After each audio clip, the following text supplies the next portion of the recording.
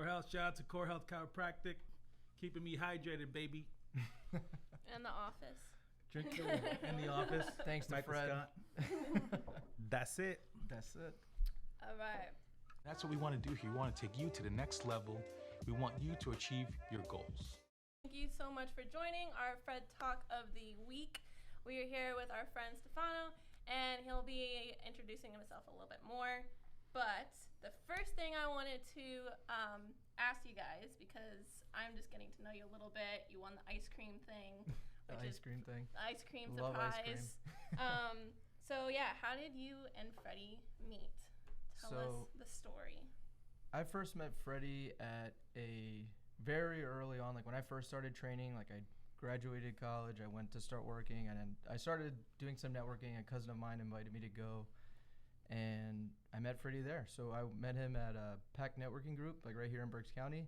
And I think, Freddie, you were just starting out too, right? Like around that time? Yeah, it was 17, right? 17, I think. I started 16, networking 17. at 16, and then so 17, it had to be 17. 2017. Yeah. I'm 17 years old. 2017. And 2017, I was 17. It sounds like you guys are saying you're 17 years old. I'm like that. When I was 17, I don't think Stefano was born yet. So. No comment. Yeah. Not to divert too much from the question, but I just want to say, like, dude, just from when we first met and like where you were on, like, you know, I know you just got into Morgantown Road and that office, and getting to where you are now, like, it's amazing, man. Like, Thanks, to watch man. you grow. Thank you, bro. Yeah. Oh. Oh, No that tears. is so cute. Anyway, but yeah, I met Freddie at PAC Networking, and we talked here and there, and then one day Freddie reached out to me, and I'll let him pick up from there, and maybe I can finish it off. Yeah, man. So what happened was I knew Stefano what already. happened was. Right? I went to Chicago with my wife. She took me on this trip to Chicago. Went to go see the city, the Cubbies, the White Sox, and I was having a hard time just walking around the city. I couldn't walk. I'm like, dude, like your wife is like a block ahead of you. That's a problem, man. And I felt so bad to the point where I want to go back to Chicago now that I can walk. But I literally called him up. I'm like, dude, no, I think I texted you. I was like, bro, I'm fat. Straight up. I was like, bro, I'm fat. And you didn't make fun of me. You didn't even like try to play on it. You were like, let's have a meeting at your office when you're available. Like that was it. And then he came to the office. And he was like, what happened? I told him the story. You know, he's like, well, how much do you want to, lose, or like this and that and all that. So, and that was like, a year and a half, or in a year, he helped me lose 60 pounds. Wow. 60 pounds. That was a lot bigger than I am now, which is, I still got I got the love tank still, but, I gotta work on it. I'm working on it, but I was 60 pounds heavier, man. Wow. So it was literally where I think I remember I couldn't even balance myself on a step, right? Yeah, like now I can balance myself. I go up and down. I do squats. My knees, I'm not afraid of my knees anymore. I was always afraid of like just bending. And now, so with his help, I've been able to lose a lot of weight. I built a gym in my own house, which is awesome, and didn't make me feel bad, doing that, where some personal trainers might be like, oh, well, I don't want you to leave, this and that. He was like, nah, man, I'm supposed to guide you, and I want you to leave and take care of yourself. And so that's where we're at right now, where I'm in the gym, and I plan on deadlifting now in my own home. Ooh. So that's the next thing, yeah. My favorite exercise. So which I did deadlifting with Stefano. What did we do? Like 305 was the max? You hit 315. 315. Yeah. I hit 315. Because I remember you were like, I got to get this number, and then you saw somebody do something. You're like, I need to get that number. Yeah, that's right. And we made it happen. I was like, I gotta do better than that. Yeah, so I hit 315. That was cool, man. Because I remember we started off with the hex bar, and you were like, I want to do the real stuff. I want the bar. Yeah, I remember that. That's awesome. That was fun. Right on. Awesome. Well, I loved hearing your bromance.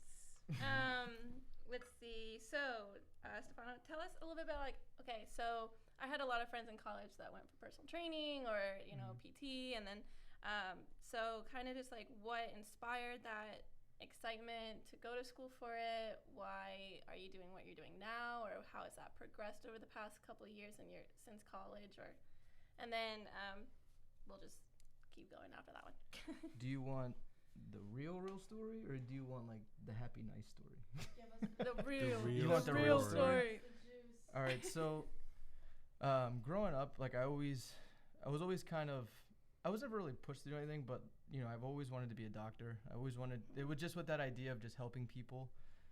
That was always my foundation, and especially just with, you know, my family background and things that, you know, went on in my family.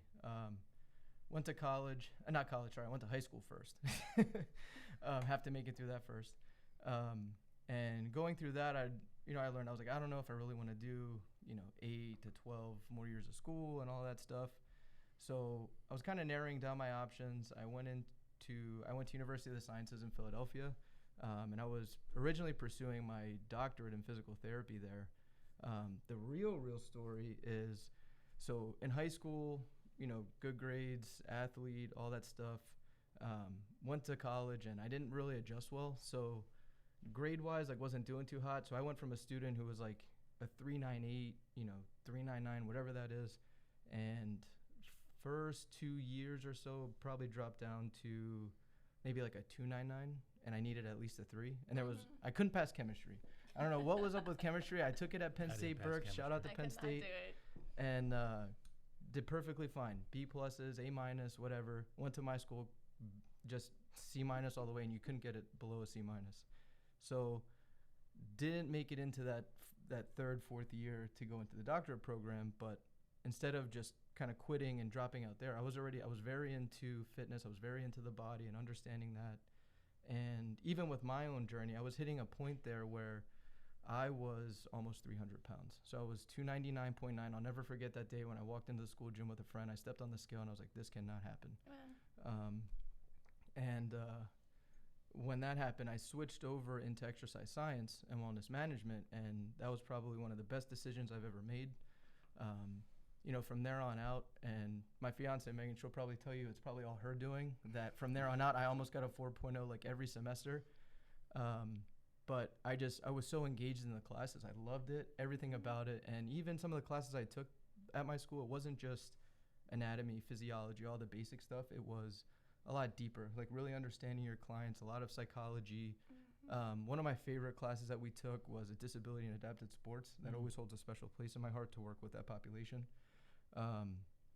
But yeah, so beyond that, so that's how I got into personal training. So I came out of school, started personal training, but I really wanted to get into that one just because of my own journey and where that was, and just seeing, you know, family members going through different things. So I'm getting a little choked up, but just seeing like family members going through things with a lot of different health issues, people passing away. You know, I had an older brother that passed away when I was very young, and just like watching different things transpire and knowing that, you know, if I can affect someone else, like if I can catch them somewhere in their journey and turn that around, that you know, if you are going through some injury, like you don't want to grow up and end up in a wheelchair or like, you know, walk with a cane or a walker because you can't handle the pain or different things like that. So for me, my biggest thing is not so much about like the weight loss or the muscle mass, and all that stuff is great and I can do that for you, but really just helping improve somebody's quality of life.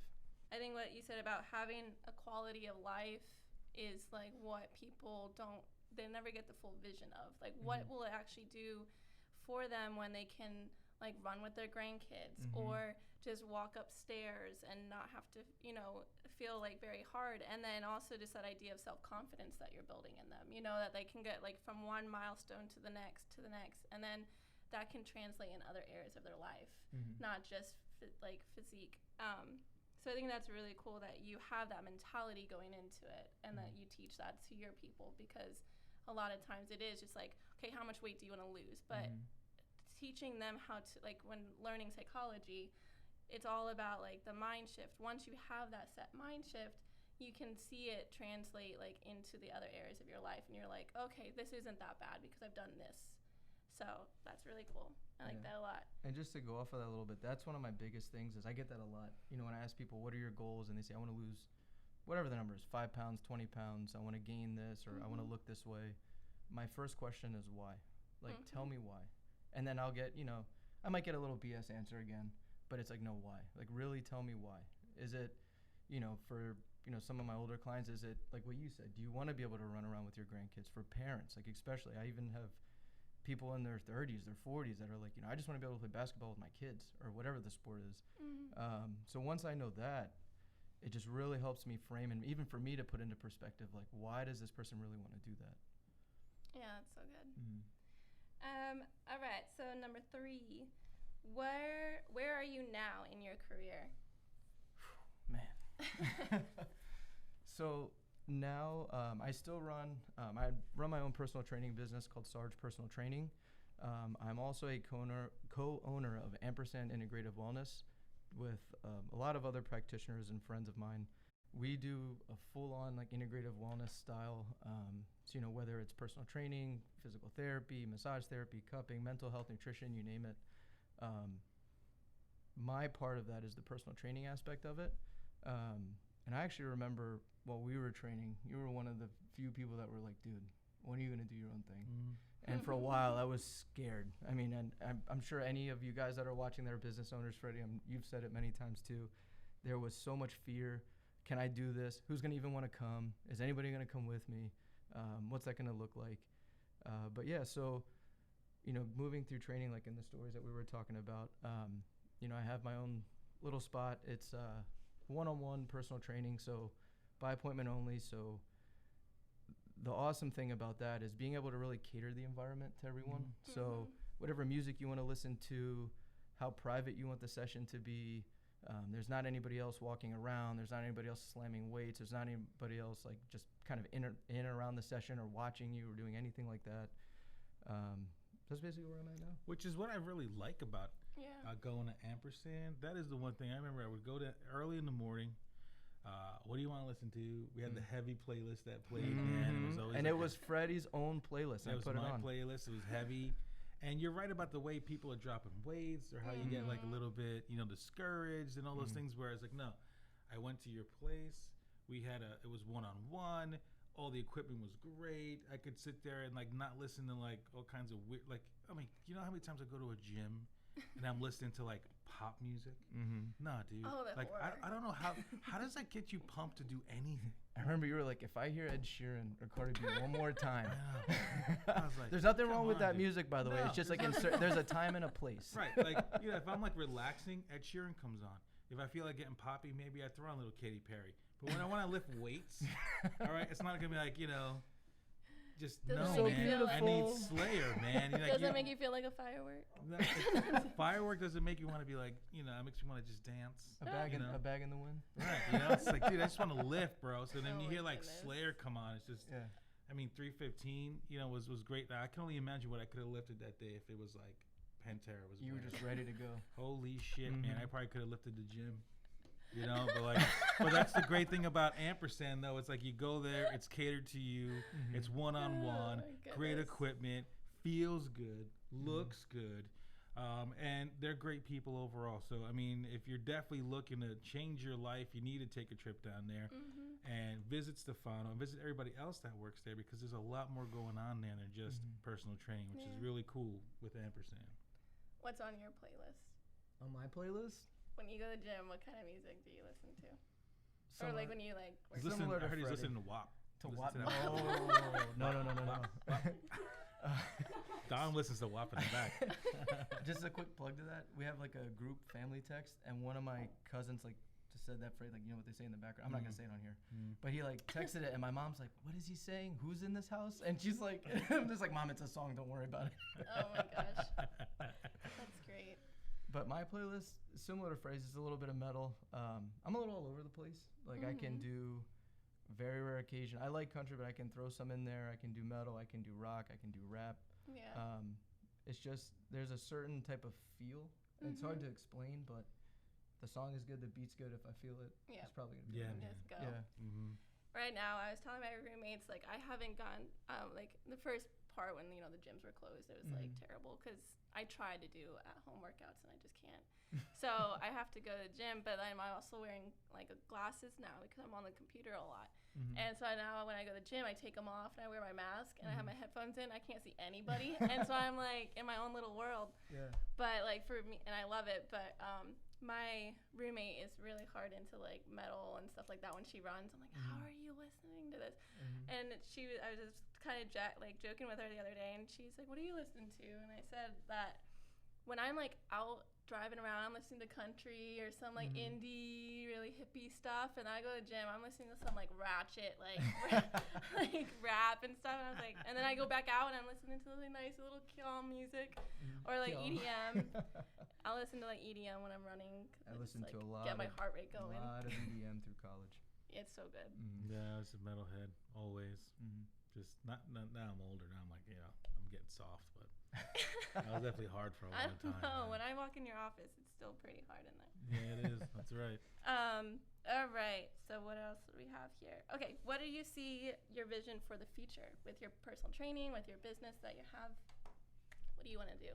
For me, in the simplest terms, I've always had a vision of beyond just training my clients to be able to help other professionals, other trainers in some capacity kind of make their way on up and really give them the opportunity to really teach them the things that I believe are really important when it comes to personal training. I actually just put a post up the other day, like even just thinking about the first word of personal training is personal.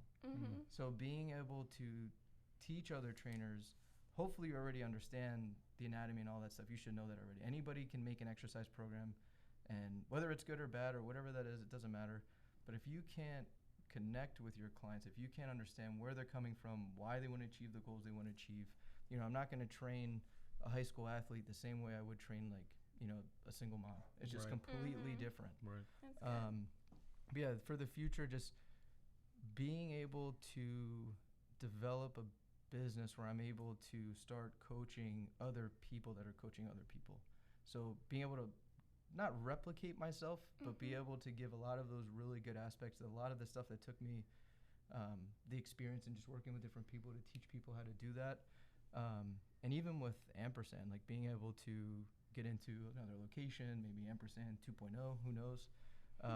But that is a big goal of ours. But yeah, so being able to train other trainers and Ampersand 2.0, baby. So working more like on your business as opposed to in your business. And like, okay, that's cool, man. I mean, Ampersand 2.0 is cool.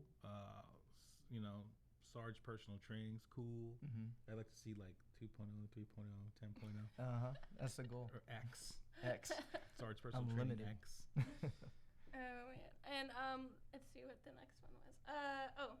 Can you give us a I wish I would have known before you started example in your own career? So definitely with the experience of working as a personal trainer, whether it was when I was working at a gym or when I'm, now that I'm working on my own, knowing what I was talking about in the beginning, like just that really personal aspect of it, the psychology of it all, like really understanding that, and also coming out of school knowing, yes, everything I learned from the books or in class is important, but how do I apply that to people, and how is that going to work differently with people? So if I would have known that sooner, God knows where I would be now. Really just understanding that, yes, there is a way that you learn to do something, but knowing now how I can adapt that to almost anyone. Yeah. It's just helped me tremendously to be able to work with so many different kinds of people, so many different kinds of age groups, so many different demographics, and even just the overall confidence that comes with that is, in the beginning, I was scared. I remember when I had my first client ever, and I was like prepping for like 3 hours. It was a half-hour session. It wasn't even like it was like an hour or something crazy. And I just remember being so scared, so nervous. And now, like, if you were like, train me right now after this, I'd be like, all right, let's go downstairs and do it. Hell yeah. So yeah. So what I wish I would have known before is just really how I'm applying like all the psychology stuff now and connecting with people and building those relationships and understanding that gray area, that there's leeway with everyone and it doesn't have to always be by the book. Yeah. I think that's good. When I was a trainer in like a warehouse, I was training the same exact kind of job to hundreds of people, and that was like the biggest thing I learned. Like with a psychology background, you can explain things 100 different ways, but one person will get it differently than the other. And like that, like it's not all black and white. There is gray areas, and being able to learn how to do that on a leadership scale, like you said, like wanting to eventually do teach other coaches is a really big trait or character that like most people don't ever learn. And I think that's the biggest reason why a lot of managements fail, is because they don't know how to really connect to their employees that have different learning methods or styles, and they just want to do like a cookie cutter one. Yeah, but that comes with experience. Yeah. So, I mean, that's why it's a good example of what you wish you would have known before. But I'm like, well, maybe not, man, because I was watching this really great thing the other day where this like CEO or some dude was like, you know, in your 20s you should be doing this, in your 30s you should be doing this. Time you get to your 40s, you know, you take those next levels, which is really, really awesome. You know, so. Yeah, I think it's a good example, but I think at the same time, you need the experience, man, because, I mean, I'll tell you for myself, when I was a manager at CVS, I was probably a dick, you know, because, like, I don't think, I mean, I didn't like the gig anyway, so, you know, I was just like, whatever, this sucks. So I knew I wasn't as into it as I could have been. And all those experiences and even, like, you know, even with my kids sometimes, my wife, like, now I feel like I think I'm a better leader than I could have ever been, and now I'm going to be 42 soon. So, you know, 22, no way. 32, not really. 42, now I'm confident. You know, and I'm very humble too, and I'm not quick to think I'm always right. Like even the other day, you know, I was busting on Whitley for doing something, and then I apologized the next day because I was thinking of like I had like PTSD from like past experiences where like right away I was thinking she was becoming like that. And I'm like, wait a minute, she's not even remotely close to that. You know, and the next day I was like, my bad, you know, and everything was fine. And, you know, so like, you know, I'm still not perfect by any means. I don't think I ever will be. No, I never will be. But that comes with experience. Because like 10 years ago, I'd have been like, fuck you, get out of here, you know, like an asshole, you know, and I would have been, you know, because that's just being stubborn.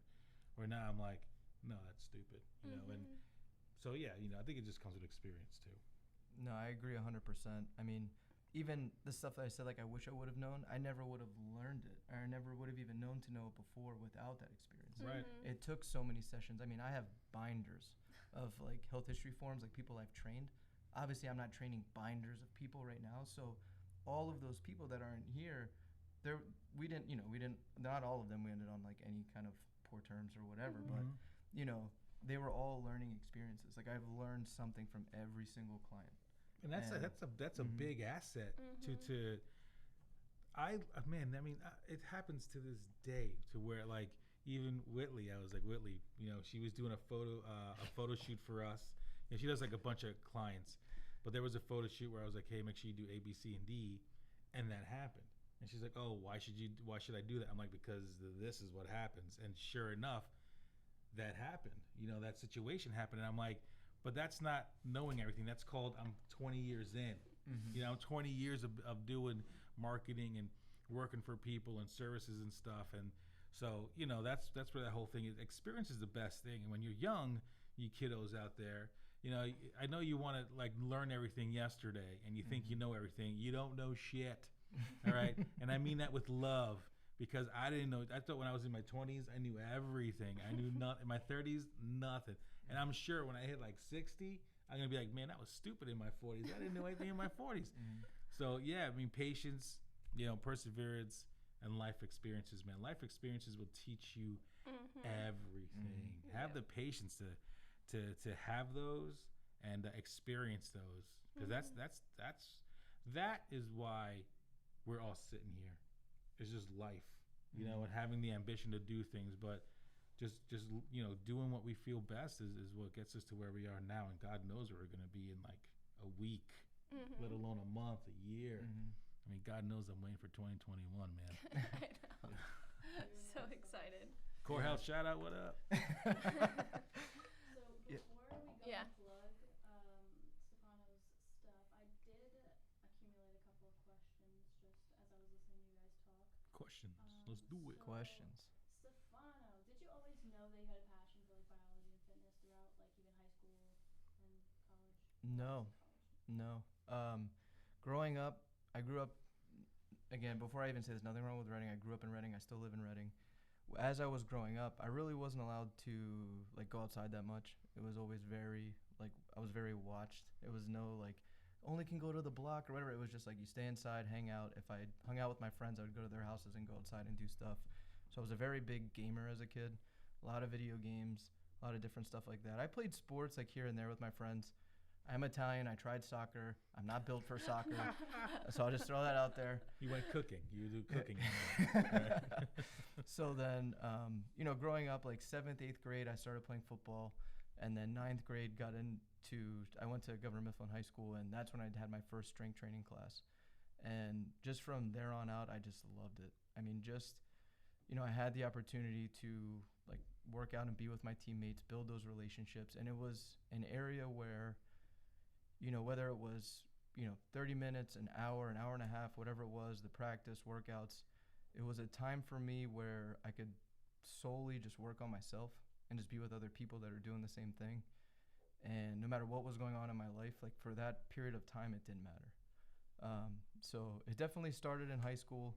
And then after I graduated, getting into college, that's like when it just really kicked off. Like working on myself and seeing what was going on in my friends and family around me, that just really kicked it off. Yeah. Mm-hmm. And then when you got to your sophomore year of college, Mm-hmm. things didn't work out in the doctorate program. Do you think that was the best redirection you could have gotten throughout your career thus far? Yes, and I think about it all the time. What if, because there is one little stipulation to that chemistry thing. I had that credit when I went to Penn State, and I could have transferred it in, and it would have taken that class out, and I would have kept moving on. And I didn't transfer it in because everybody was saying, if you transfer it in, you're going to be behind. You don't know how the school teaches it, and I just kept doubting it, and I didn't do it, which in hindsight, for any other kids going to college, if you have the credits already from another school or you did an AP class or a dual enrollment or something in high school, take it all in. Yep. It's money you're going to save. You can spend that time, not even just the money, but instead of taking that class, you now have the opportunity to take another class that you're actually really interested and passionate about. But I definitely I firmly believe everything happens for a reason. And because I didn't advance through that, and a lot of people may look at that as a failure, and I was really hard on myself during that time, but it gave me the opportunity to now, with the type of profession I have, I can work with people one-on-one 100% of the time. There's no BS. There's no extra other hoops I have to jump through. It's just me and that person 100% focused on them. So I'm forever grateful for that. Yeah, failure is not a negative thing. Mm-hmm. I'm starting to realize that now. Like Mhm. failure is not negative. Failure is a learning experience, and then you move on from that, and now you know better. Like that's the thing. People are so afraid to fail, and I'm like, man, that's because society is automatically just like it's a bad thing. It's like, no way, dude. Failing is great because you tried. You had the cojones. You had the freaking willpower to say, fuck it. I'm just gonna go try it out, and if I fail, all right, I failed. And now I know what I should have did this time or what I'll do next time, or maybe this just isn't for me. And I've definitely either figured out what I wanted to do, or I said, nah, I'm good on that. But at least I tried, man, because what ifs are the worst thing to live with, man. It sucks. I think we talked about that yesterday, about this societal pressure for kids your age to feel like at 19, 18 years old you have to know what you want to do and all that stuff. And I just wrote down to give yourself if you guys are in that time frame or even in your 20s in college, I think it's statistically known that kids will change their major 4 times at least. And I know I changed mine twice, and I went from nursing to psychology, and like you said, but not really knowing sometimes, I didn't even know I wanted to be in business. I didn't know what business was or what it would look like or half of this stuff until after college, and you get into the real world and you find something that you're like, hey, I actually kind of do like this. Or you get into it, and I told you, I think I might, if my kids don't know what kind of profession they want to be in, doctor or this specific thing, I might tell them to take a year off, go work and figure something out, rather than wasting time and money.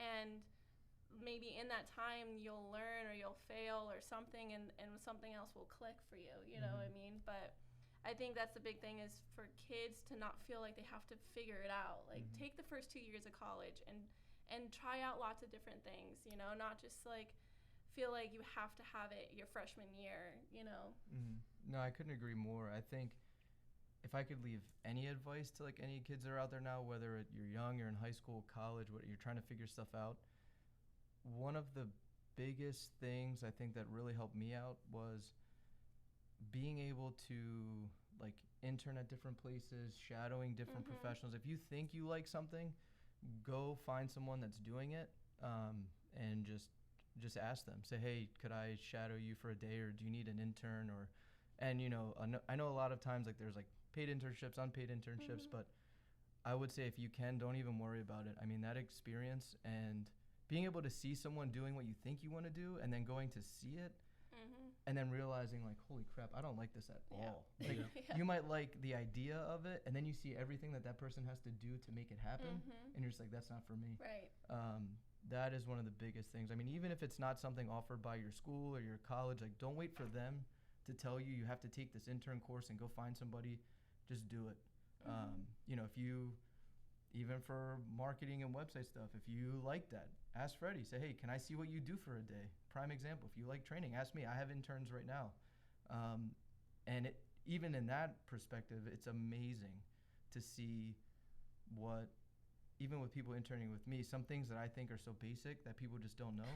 So it also humbles me a little bit to think, you know, I have to spend a little bit more time on that stuff. And every conversation I have with someone, don't speak to someone with the assumption is that they know that what I'm talking about. So being able to figure out where somebody's at. So yeah, just intern, shadow somebody, ask. I don't know if there's very many people that will say no. That's true, man. You know, assuming, God, I used to tell my kids that for years. You know what assume will get you, right? Yeah. Make an ass out of you and me. That's what happens when you assume anything. Man, I'm back in third grade again. That's just true. You know, like even Sunday, I was talking with Joe. We went to the Giant.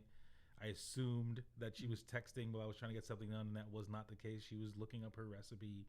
And again, I'm not perfect, and I was like, oh, I just like became a dick, and then she got mad at me, and she rightfully so, because I assumed she was texting and just ignoring me when she was looking up her chili recipe. And I should have been nicer, but that's the whole point. You assume, you know, you do stupid shit. So don't do that.